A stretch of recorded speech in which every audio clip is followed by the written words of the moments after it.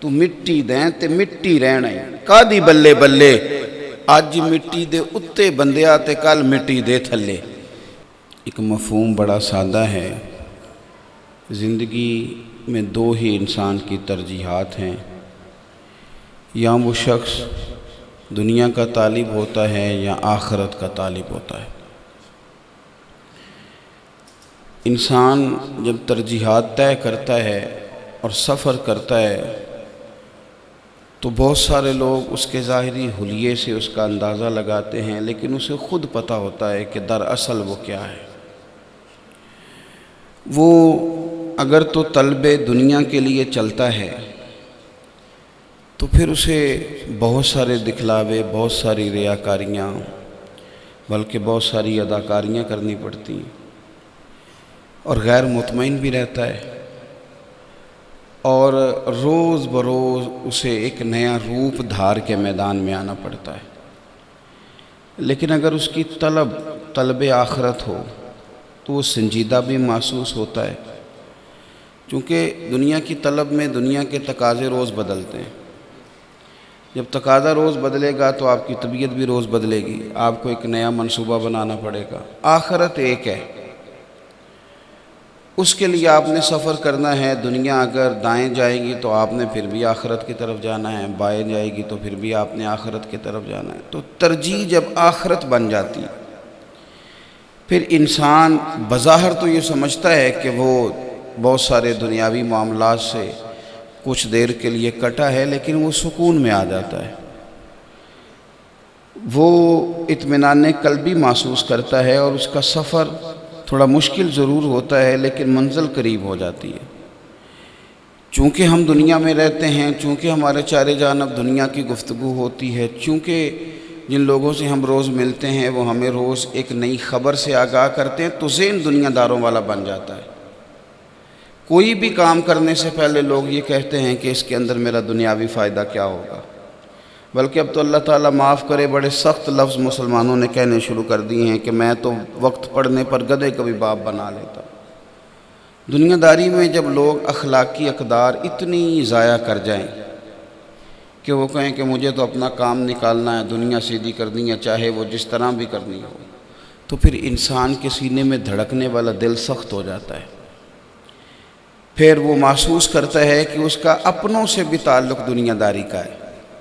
پھر ہم نے یہ دیکھا ہے کہ باپ بھی یہ کہہ رہا ہوتا ہے کہ بچوں سے ادب کرانے کے لیے مالدار ہونا ضروری ہے، ورنہ بچے بھی کہتے ہیں کہ ابا جی دیکھیں نا فلاں کا ابا اس نے کام کیا تھا ڈھاب کا تو وہ کہاں پہنچ گیا ہے، اور آپ نے کوئی توجہ ہی نہیں کی۔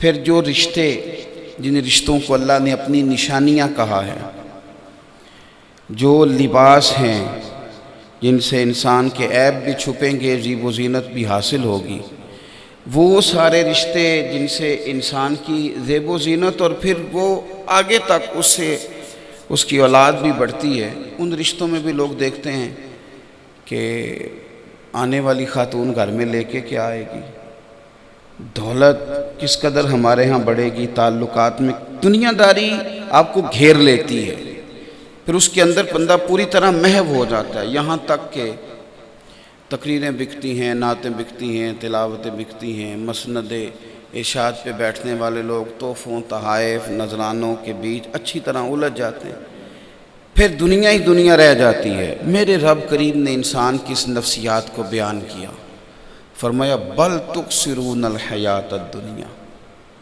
فرمایا تم ترجیح دیتے ہو دنیا کی زندگی کو، ترجیح تمہاری دنیا بن گئی ہے، لیکن فرمایا والآخرۃ خیر وابقیٰ، آخرت تمہارے لیے بہتر بھی ہے اور ہمیشہ باقی رہنے والی بھی ہے۔ یہ بہتر ہے تمہارے لیے بہتر ہے اور باقی رہنے والی بھی ہے۔ اللہ کے پیارے حبیب صلی اللہ تعالیٰ علیہ وسلم نا جو سوچ ہمیں دیتے تھے نا، اس میں ایک بڑا باریک سا فرق ہے جو سمجھنے والا ہے۔ رہبانیت سے حضور نے منع کر دیا، حقوق چھوڑ کے بھاگنے والے انسان کو پسند نہیں کیا، یعنی ایک آدمی جنگل میں چلا جائے، بال بچے چھوڑ جائے، اس کو پسند ہی نہیں کیا، سرے سے اس کی نفی کر دی۔ بیچ رہو، لوگوں کے حقوق ادا کرو، اس کا حکم ارشاد فرما دیا۔ بلکہ دنیا کے اندر اگر کسی نے حقوق کا تعین کر کے، آج تو بڑی بڑی حقوق کی تنظیمیں ہیں لیکن بیچاروں کے پاس کوئی دستور ہی نہیں، تعین کر کے ہر شخص کے حقوق، حتیٰ کہ رستوں کے حقوق بھی حضور نے بیان کر دیے، جانوروں کے حقوق بھی بیان کر دیے۔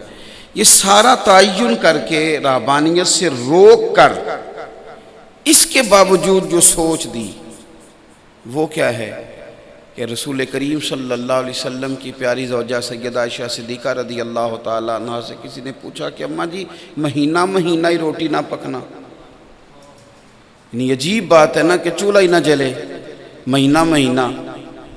ہمارے ہاں لوگ بطور تنقید بعضوں کا دیہاتوں میں کہا کرتے تھے، جب مٹی کے چولہے ہوتے تھے نا گھروں میں، تو کہتے تھے کہ تم تو اتنے غریب ہو کہ چولہے میں گھاس ہو گئی ہے تمہارے میں، تم کھانا ہی نہیں پکاتے، تم توجہ ہی نہیں کرتے، اور مہینہ مہینہ چولہا نہ جلنا۔ میں نے کہا رہبانیت سے روک دیا، اس باریک فرق کو سمجھنا ہے۔ یہ نہیں کہا کہ کام پہ نہ جاؤ، ہاتھ پھیلانے کو ناپسند کیا، لیکن جو سوچ اور جو فکر دی وہ سمجھنے والی ہے۔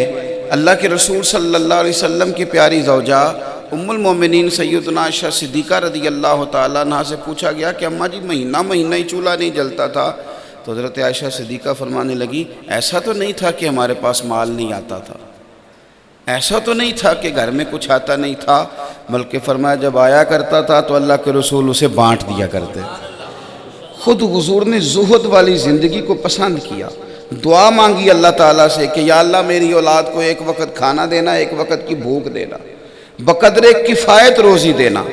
رہبانیت سے روک دیا لیکن دنیا دار ہونے سے بھی منع کیا کہ انسان کی ترجیح ہر وقت پیسہ بن جائے، وہ کسی سے سلام لے تو پہلے غور کرے مجھے ملے گا کیا۔ اچھا جی، تو پھر ہمارا دل کرتا تھا آرام کرنے کو، اچھے گھر میں رہنے کو، بڑے کمرے میں رہنے کو، بہت بڑا لان ہو ہمارا، اس کے آگے گاڑی بھی ایک خوبصورت کھڑی ہو، شستہ قسم کے ہمارے بستر ہو، تو یہ ساری چیزیں۔ تو قریب نے فرمایا تھوڑی سی تمہاری زندگی ہے، اسے گزار لو نا، پھر جنت میں رب نے تمہارے لیے وہ نعمتیں تیار کی ہیں نہ کسی آنکھ نے دیکھی نہ کسی کان نے سنی، اور فرمایا تمہارے دل پر خیال بھی نہیں گزرا ہوگا کہ اللہ یہ چیزیں ہمیں عطا فرمائے گا، یہ چیزیں اللہ ہمیں دے گا۔ من چاہی چیزیں تمہیں جنت میں ملیں گی، تم اپنی ترجیح اپنی آخرت کو بناؤ ترجیح۔ میں امام ابو طالب حارث مکی رحمۃ اللہ علیہ کو کل پڑھ رہا تھا، انہوں نے ایک حدیث پاک نقل کی ہے، وہ فرماتے ہیں کہ نبی پاک صلی اللہ علیہ وسلم نے فرمایا جب تم کسی عالم دین کو دیکھو نا کہ وہ دنیا دار ہو گیا ہے۔ میں نے اپنے بزرگوں سے ایک بات سنی تھی، اس موقع پہ مجھے بڑی یاد آئی۔ فرمانے لگے جب تم کسی عالم کو بھی دیکھو کہ وہ دنیا دار ہو گیا ہے، مال و دولت کی ہی بات کرتا ہے، اسی میں الجھ گیا ہے، تو فرمایا اس عالم دین سے بھی پرہیز کرو، حضور فرماتے ہیں اس سے بھی بچو۔ میں نے اپنے بزرگوں سے ایک دفعہ سنا، وہ فرمانے لگے کہ عالم اگر بے عمل ہو جائے نا تو اس سے کافی دور رہنا چاہیے، بات سننی ضرور چاہیے پر دور رہنا چاہیے۔ میں نے کہا حضور یہ مطلب کیا بات ہوئی، دور کیوں رہنا چاہیے؟ وہ فرمانے لگے جب پڑھا لکھا بندہ بے عمل ہوتا ہے تو اپنی بے عملی پہ بھی دلائل دیتا ہے، سیاںہ ہوتا ہے نا، منطقی ہو فلسفی ہو تو وہ اپنی بے عملی پر بھی دلائل قائم کرتا ہے، کہتا ہے یہ دلیل ہے، یہ نقطہ ہے، یہاں سے میں نے استدلال کیا ہے، یہاں سے اس ایک کنائے سے میری بات ثابت ہوتی ہے، تو بے عملی پر بھی دلائل دے گا، لہذا اس بندے سے زیادہ دور رہنا چاہیے۔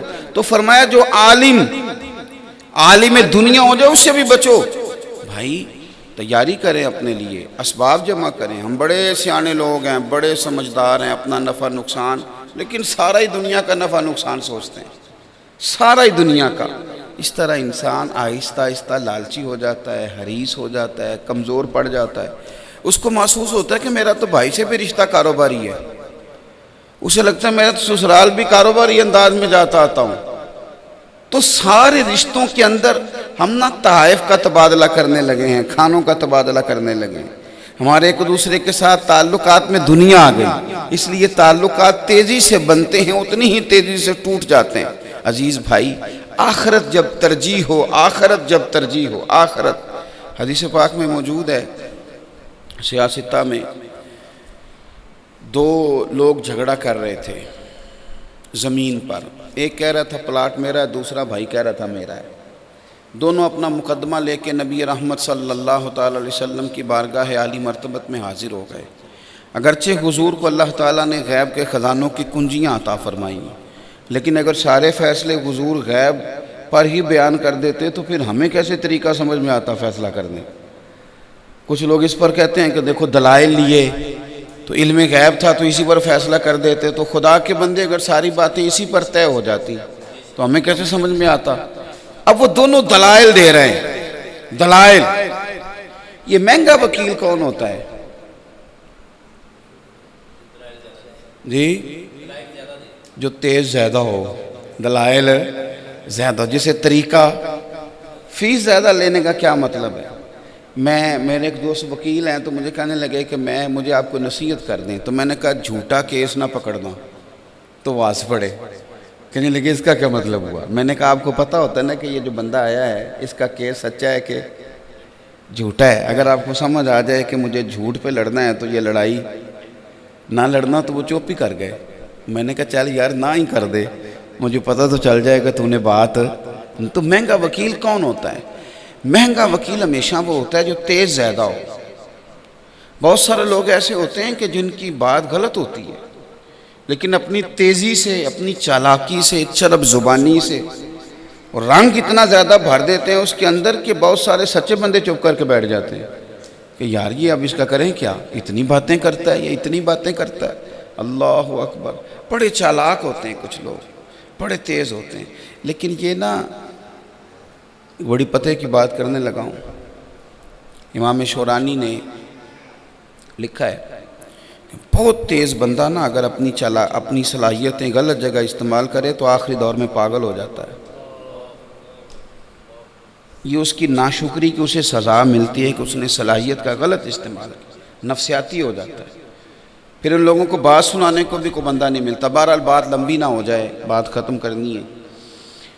تو نبی کریم صلی اللہ علیہ وسلم کی بارگاہ میں نا دونوں بھائیوں نے، دونوں امیدوار جو جگہ کے تھے، انہوں نے نا دلائل دیے، حضور میرا پلاٹ ہے، میرا پلاٹ ہے، میری جگہ ہے، اور بڑی تیزی دکھائی۔ پتہ ہے حضور نے کیا فرمایا؟ اللہ کے حبیب صلی اللہ علیہ وسلم فرمانے لگے ہو سکتا ہے آج تم میں سے کچھ تیزی دکھائے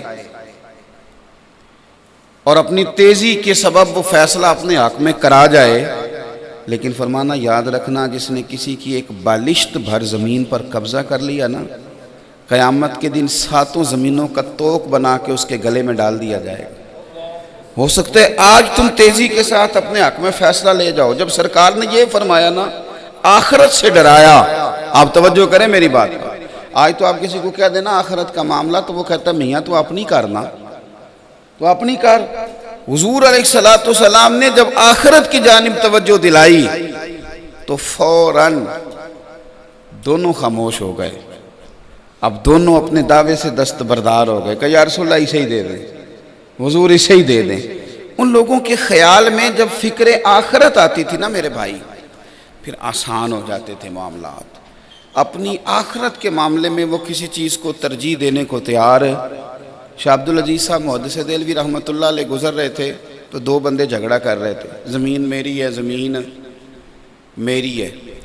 تو حضرت شاہ صاحب رحمۃ اللہ علیہ فرمانے لگے میں زمین سے نہ پوچھ کے بتا دوں وہ کس کی ہے، اسی سے نہ پوچھ لیں، تو کہتا ہے میری ہے، تو کہتا ہے میری ہے، تو اسی زمین سے نہ پوچھ لیں یہ کس کی ہے؟ تو کہا حضور پھر تو کمال ہو گیا۔ تو شاہ عبدالعزیز صاحب رحمۃ اللہ علیہ نے زمین کے اوپر اپنی چھڑی ماری، تھوڑی دیر خاموش رہے، پھر فرمانے لگے زمین کہہ رہی ہے حضور میں ان دونوں کی نہیں، یہ دونوں ہی میرے ہیں، تھوڑا ٹائم گزرے گا میرے اندر ہی آ جائیں گے۔